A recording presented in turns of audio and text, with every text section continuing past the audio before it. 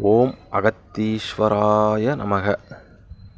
நமது பஞ்சபூத மாந்திரீக சேனல் வழியாக நாம் பயணித்து கொண்டிருக்கின்றோம். ஆதியும் நீயே அந்தமும் நீயே. குருவடி சரணம் திருவடி போற்றி. பூதவசியம், அதாவது இன்று நம்ம பார்க்க போகிறது ஒரு எளிமையான முறையில் பூதவசியம். இது எல்லோரும் செய்யலாமுன்னா மன தைரியம் இருக்கிறவங்க செய்யுங்க. இல்லை அதெல்லாம் எனக்கு வேணாம், இருக்கிறதே போதும் அப்படின்னு சொன்னால் அதை விட்டுட்டு வேறு வேலையை பாருங்கள். ரொம்ப எளிமையான முறை. படையெல்லாம் பெரிய படையெல்லாம் ஒன்றும் கிடையாது. அதாவது ஒரு வெட்ட வெளி, யாரும் நடமாட்டம் இல்லாத வெட்ட வெளியாக இருக்கணும். அந்த வெட்ட வெளி நேரத்தில் இரவு நேரமாக இருக்கக்கூடாது. எப்படின்னு சொன்னால் 2:30 மணிலேருந்து இதனுடைய டைம் என்ன அப்படின்னு சொன்னால் பகல் 2:30 மணிலேருந்து 4:30 மணி வரைக்கும் தான் இதனுடைய பூதத்துடைய டைம். பூதத்துக்குன்னு ஒரு டைம் 2:30 மணிலேருந்து பகலில் 4 மணி வரைக்கும், பகல் 2:30 4:30 மணி வரைக்கும் தான் டைம். இந்த டைமில் ஒரு வெட்ட வெளி, மணல் பாங்கான இடமோ அல்லது சமவெளி பகுதியில் நடமாட்டம் இல்லாத இடத்துல ஒரு பனைமரம் இருந்தால் பரவாயில்லை. ஏன்னா பூத ஜானம் கொடுக்கும்போது மாடர்ன் ஆகர்ஷணமாகிறதுக்கு வழிகள் உண்டு. அதனால் பணம் இருந்தாலும் சரி இல்லைனாலும் சரி அதை பார்த்து நீங்கள் என்ன பண்ணணும் அப்படின்னு சொன்னால், அவல், பொரி, கடலை, இதுதான் 3 தான் படையல். 3 தான் படையல். நல்லா சாம்பிராணி வாசம், நல்லா கமகமன்னு சாம்பிராணி வாசம் இருக்கணும். புரிஞ்சிங்களா? சாம்பிராணி வாசம் இருக்கணும். மற்றதெல்லாம் எதுவுமே படையல் தேவை இல்லை. இனிப்பு வகை வைத்தாலும் வைக்கலாம், இல்லைனாலும் இல்லை, அதுவும் பரவாயில்லை, அதுவும் தேவையில்லை. அது உங்களுடைய விருப்பம்தான். மற்ற பலிக்குண்டான எந்த ஒரு விஷயமும் செய்ய போகாதீங்க. பலிக்குண்டான எந்த ஒரு விஷயத்தையும் செய்ய போகாதீங்க.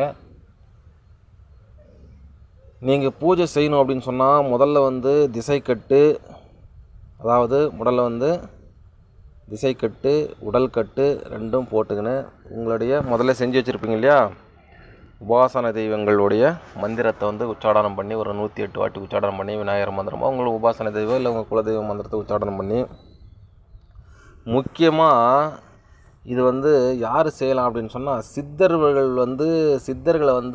உபாசனை இருக்கணும்.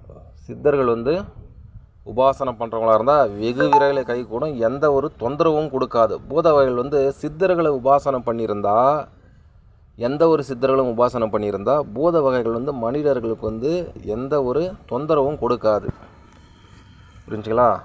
அப்புறம் இது தீட்சை வாங்கி தான் செய்யணும். தீட்சை வாங்காமல் கண்டிப்பாக செய்யக்கூடாது. உங்கள் அருகில் உள்ள யாராவது குருமார்கள் இருந்தாங்கன்னா எந்த ஒரு தீட்சை வாங்கினாலும் பரவாயில்லை, எந்த ஒரு தீட்சையை வாங்கியிருந்தாலும் பரவாயில்ல. அதாவது தீட்சை வாங்கி தான் பண்ணணும், அப்படியே பண்ணக்கூடாது. இல்லை அப்படின்னு சொன்னால் சித்தர்கள் வழி உபாசனை செய்து இருந்தால் கண்டிப்பாக செய்யலாம். அகஸ்தியர் வழி, அகஸ்தியர் உபாசனை, அகஸ்தியர் சித்து பண்ணிகள்லாம் கண்டிப்பாக தாராளமாக பண்ணலாம். எந்த ஒரு தொந்தரவும் வராது. அவல் பொரி கடலை வச்சு இனிப்பு வைத்து கொண்டு புகை போட்டு, நான் சொன்ன மாரி அந்த டைமில் அந்த 2:30 4 மணிக்குள்ளே வெட்ட வெளியில் எந்த ஒரு சத்தம் இல்லாமல் பண்ணி, உங்களுக்கு திசை கட்டு, உடல் கட்டு போட்டு, அதாவது கட்டு மை இருக்கணும் உங்கள்கிட்ட. கட்டு மைன்னு சொன்னால் உங்களுக்கு கட்டை விரலில் கட்டு மை பூசிக்கணும். 2வது கட்டை விரலில் கட்டு மை பூசிக்கணும். கட்டு மை பூசி தான் நீங்கள் செய்யணும். அப்படி இல்லைன்னு சொன்னால் தம்பன மையாவது நீங்கள் பூசி தான் பொட்டு வைத்து கொண்டு தான் நீங்கள் செய்யணும். இல்லை அப்படின்னு சொன்னால் அந்த பூதவைகள் எந்த ஒரு பூதவைகளாக இருந்தாலும் முதல்ல என்ன அப்படின்னு சொன்னால், அது நேரடியாக அடுத்த நொடியிலே எந்த ஒரு பூதவைகளாக இருந்தாலும் முதுகுக்கு பின்னாடி உங்கள் உடம்பில் ஏற பார்க்கும். மெயின் பாயிண்ட்டே அதுதான். முதுகுக்கு பின்னாடி உங்கள் உடம்பில் பூதவகை நேர் தரிசனம் கொடுக்காது, முதுகு பின்னாடி தான் தரிசனம் வரும். அந்த தரிசனத்தை அறிகுறிகள் காட்டும். முதுகில் உடம்பில் ஏறிடும். உடம்பில் ஏறிடுச்சுன்னு சொன்னால் அந்த பூதத்துக்கு பிடிக்காத வேலைகள் நம்ம ஒன்றுமே செய்ய முடியாது. நமக்கு எல்லா வேலையும் செஞ்சு கொடுக்கும். ஆனால் பூதத்துக்கு உண்டான படி நம்ம நடந்துக்கணும். பூதத்துக்கு எது பிடிக்காதோ அதெல்லாம் வந்து நம்ம வந்து செய்யக்கூடாது. அப்படி செய்தால் நமக்கு பலவிதமான தொந்தரவுகள் கொடுக்க ஆரம்பிச்சிடும். அப்புறம் நீங்கள் ஒரு ஆளை தேடின்னு போகணும், அந்த பூதத்தை எப்படி வெளியே எடுக்கிறது, எப்படி ஓட்டுறதுன்னு சொல்லிட்டு.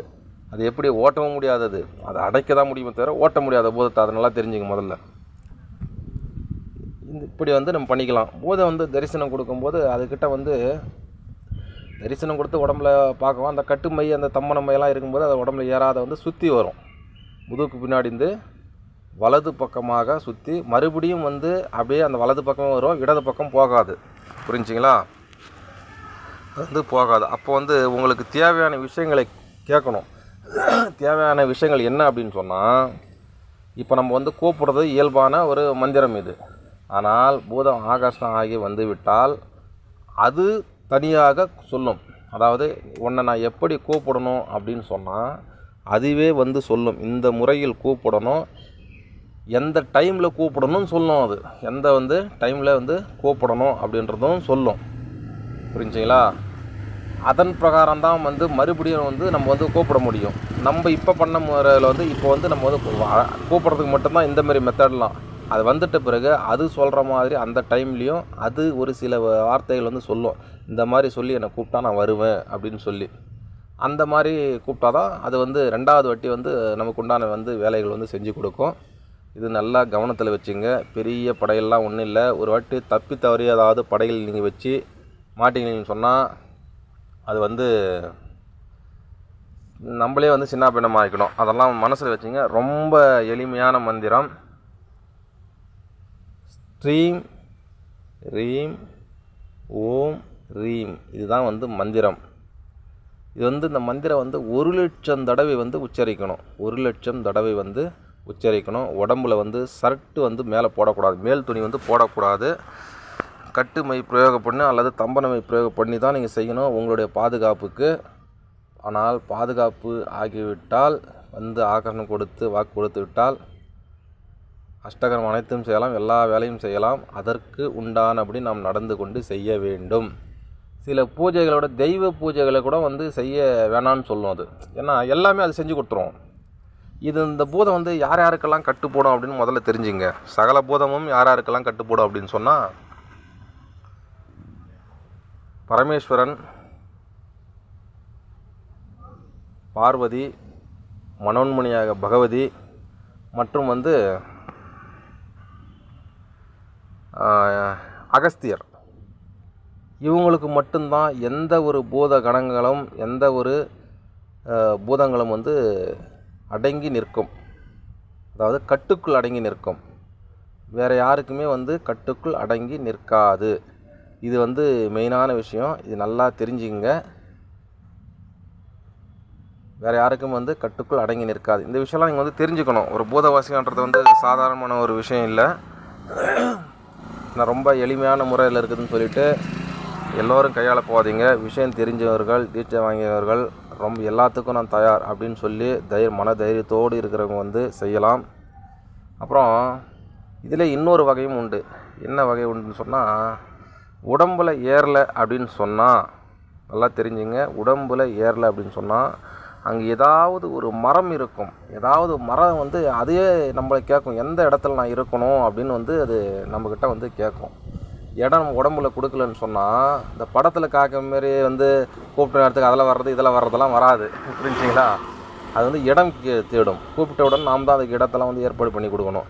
ஒரு மரமோ, வெட்டக்கூட முடியாத ஒரு மரமோ அல்லது ஒரு மலை குகை அதுமாரி ஒரு சார்ந்த இடங்களோ ஏதாவது ஒரு இடத்த வந்து நம்ம காட்டி விட்டு அங்கே வாக்கு நம்ம இது பண்ணி வச்சோம்னு சொன்னால் அந்த இடத்துல வந்து நிரந்தரமாக இருக்கும். நம்ம கூப்பிட்ட குரலுக்கு அது சொன்ன மெத்தடில் வந்து நம்ம வந்து வேலைகள் வந்து செஞ்சு கொடுக்கும். யாருக்கும் எந்த தொந்தரவும் பண்ணக்கூடாதுன்னு ஒரு சில இதெல்லாம் நம்ம வந்து சொல்லி வந்து அதுக்குள்ளே கட்டுப்படுத்தி வைக்கணும். வச்சு தான் நம்ம வந்து வேலைகள் செய்ய முடியுமே தவிர மற்ற வேலைகள் செய்யும் முறை வந்து நம்ம வந்து செய்ய முடியாது. நல்லா புரிஞ்சுங்க. இதில் ஏதாவது சந்தேகங்கள் இருந்தால் வந்து கமெண்ட்ஸில் வந்து கேளுங்க. கமெண்ட்ஸில் வந்து தீர்த்து வைக்கப்படும். கமெண்ட்ஸில் வந்து கேளுங்க. கமெண்ட்ஸில் வந்து தீர்த்து வைக்கப்படும். சேனலை வந்து சப்ஸ்கிரைப் பண்ணுங்கள், லைக் பண்ணுங்கள், ஷேர் பண்ணுங்கள். தைரியத்தோடு செய்யுங்க. தைரியம் இல்லாதவர்கள் யாரும் செய்ய வேண்டாம். மீண்டும் நல்லதொரு பதிவில் நாம் சந்திப்போம்.